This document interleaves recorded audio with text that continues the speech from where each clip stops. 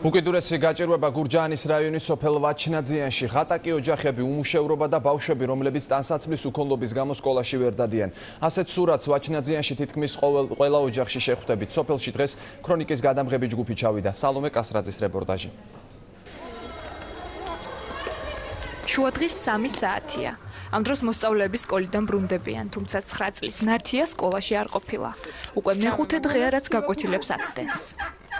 სკოლაში დადიხარ ხოლმე? რატო? ტუფლები არ მაქვს. თელი კედლები ჩამონგრეულია. ბავშვებისთვის საჭმელი არ მაქვს, არაფერი არ მაქვს. თუ კი რამე დაინახავს ხუსამ. აი ამ თავკებზე სეროდინები. აი სადიოთ დაჩუქარია ჩემთვის.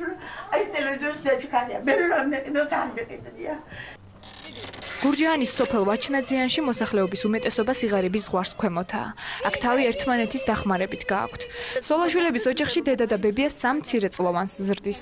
ოროთახიან სახლს სახურავი თითქმის ჩამონგრეული აქვს. ბავშვები ნოყიერ სადილზე ოცნებობენ.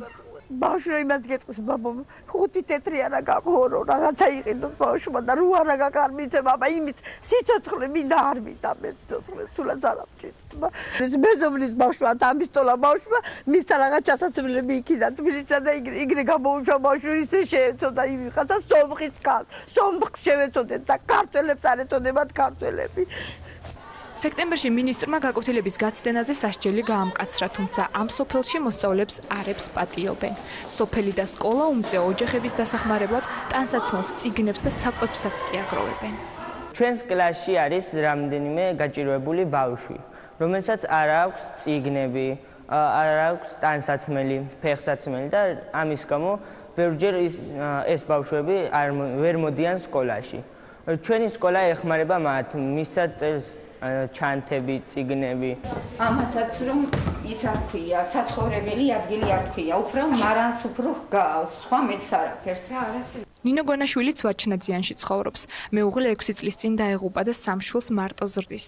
ოჯახში ფულის შემომტანი 17 წლის დათოა, რომელიც სკოლაში იმის გამო არ დადის, რომ სახლში ლუკმა პური მიიტანოს. ფეხსაცმელებიც რო არ აქვს და რო დაურეცხავდა იმ სველებია.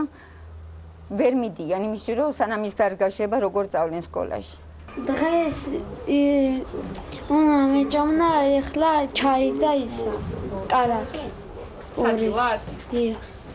სკოლაში დადიხარ? დიახ. ყოფილა შემთხვევა რომ ვერ წასულხარ იმით? დიახ. რატო მაგალითად? აი ზოგჯერ არის ტანსაცმელი არ მაქვს და იმიტომ ზოგჯერ კი ფეხსაცმელი არ მაქვს. მასწავლებელთა და მეცნიერთა თავისუფალი პროფკავშირების კვლევით გურჯაანში 20 მოსწავლე ტანსაცმლის უქონლობის გამო ვერ დადის სკოლაში. თუმცა ეს მხოლოდ ამ რეგიონის პრობლემა არ არის.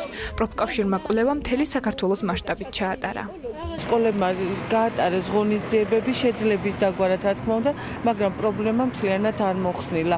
ისე რომ კიდევ საჭიროებს ეს პრობლემა მიუბრუნდეთ მას და დავეხმაროთ ამ ბავშვებს. საერთოდ ღარიბი ადამიანი არავის და ჩვენი საშვილი არასდროს არ იქნება და არც არის და არც იქნება. ვისაც უნდა ღარიბი, ანობლები ვისაში სჭირდება და შვილები დააჩენთ. რა თუნდა დააჩენთ, ისთვის დააჩინონ შვილები? ეგრე უბედურებაში